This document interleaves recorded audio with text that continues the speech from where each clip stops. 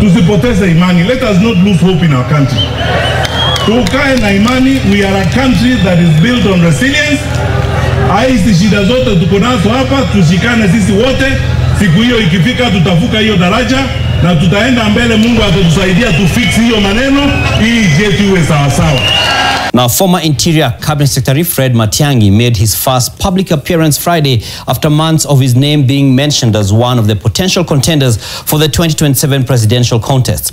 Matiang'i's tour attracting a mammoth crowd with hopes for a better country filling the air as the man who was the main cog in the wheel of President Uhuru Kenyatta's reign called for unity and urged Kenyans to prepare for a new political journey. The Gusii region of Nyamira and Kisii counties became the epicenter of national politics Friday as locals in their thousands poured into the streets to welcome former Interior CS Dr. Fred Matiang'i during his first public appearance since his name began to be mentioned as a potential presidential candidate in 2027. After making stopovers, the town of Kisii came to a standstill.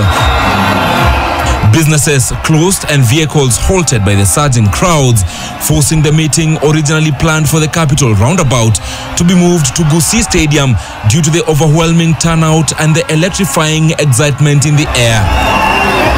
Matiang'i, accompanied by Governors Simba Arati of Kisii and Amos Nyaribo of Nyamira, as well as area senators and MPs, took to various platforms to urge citizens to unite and prepare for a new political journey, urging his backyard not to give up on Kenya. Tusipoteze imani. Let us not lose hope in our country. Tukae na imani. We are a country that is built on resilience. Hizi shida zote tuko nazo hapa, tushikane sisi wote. Siku hiyo ikifika tutavuka hiyo daraja na tutaenda mbele. Mungu atatusaidia tu fix hiyo maneno ili yetu iwe sawa sawa.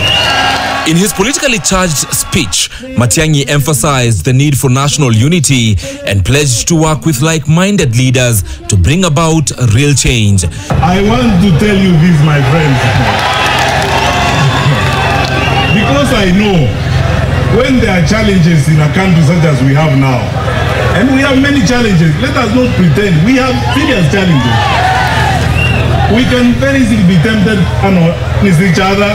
We start beating each other, be divided, and to mess ourselves up and destroy our country. It was also a pledge of loyalty by the Gusii leadership, who publicly endorsed Matiang'i's bid, promising to campaign for him as a leader worthy to steer the nation. We want a good country. We want a country that is fair, a country that respects young men, a country that takes students to school. Akutane na kila mmoja ambaye anagombea kiti na kila kabila wapate kukaa chini, tupate kupata kiongozi wetu kura hapa. Wanaume waonane kwa da. Hatutaki vitina yoyote kwa kijana yetu. Tunakubaliana hiyo?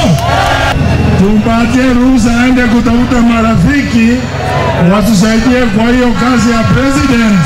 This was seen as the beginning of a new opposition force, this time stemming from the South Nyanza region, aiming to challenge President William Ruto's stay at the House on the Hill post-August 2027. Having defied the mantra of prophets who are never respected at home, Matiang'i left the citizens with a message of hope and renewed energy that the journey has begun, and when the time comes, they shall conquer together. He called on locals to register as voters as they prepare to write a new chapter in Kenya's history. Wakati nilikuwa Minister for Education, mimi kazi sio shida kwangu, na kwanza kazi ikitajwa mimi nachangamuka sana. Nilikuwa hapa nafungua container ya mtihani saa 9 usiku. Napiga shule 15 hapa, naanzia Mudwaini kule Bishop Katimu Ngandu Girls, naenda kumalizia pande ile ya Nyeri huko juu. And I was all over the place. The following day I would be in Kambiamoto, opening containers at 3 a.m. in the morning, kupigana na wakora wa kusumbua watoto wetu kwa shule.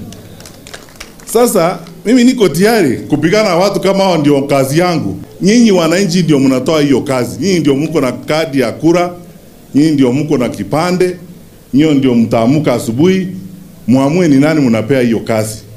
Sisi wakati ukifika, ninawaahidi mkitupea hiyo kazi, mtaona vile nchi itaenda.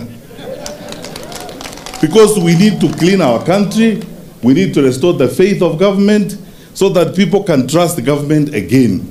That serikali ikikwambia kitu, kiongozi wa serikali akikwambia kitu, you can go to sleep and trust what they are telling you. Sio eti mnaambiwa hii tunacheza na wananchi vile tunacheza hivi. Watu wanapiga nduru hapa Nyeri wako na shida.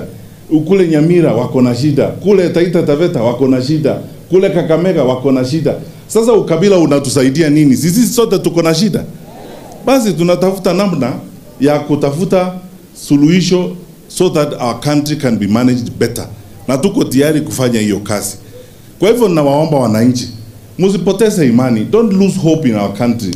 What we are going through is a momentary situation. And let us not be tempted to turn against each other. Mungu atatubariki. We have had some challenges before, but we always rise again. This country is built on resilience. Wakenya ni watu wa kufanya bidii. Wakenya ni watu wanajua vile tunataka kwenda mbele. Don't lose hope. Tukae pamoja, tushikane. Na hawa ndugu zetu hapa na dada, tushikane pamoja. Mungu atatusaidia tutafuka hiyo daraja. Na tukivuka hiyo daraja tutaenda mbele. We will fix our challenges. Hizi zote tutatengeneza. So that we fix our education system properly, so that watu wawe na imani kwa elimu yetu. We fix our systems. Hata kama hii ni mambo ya afya, we will find solutions to our challenges together. So that huu muda kidogo tuko na shida hapa na pale, let us not turn against each other. Hakuna kabila inataka kuleta shida dunia hii. Makabila ni mawili. Wale sisi ambao tunataka maendeleo kwenda mbele, na kabila ingine ya wale ambao hawataki maendeleo wanatusumbua. Na mimi nafikiri sisi sote tuko kwa kabila moja ile ambayo inataka tuendelee mbele vizuri. Ama namna gani? Mungu na awabariki wananchi and God bless you.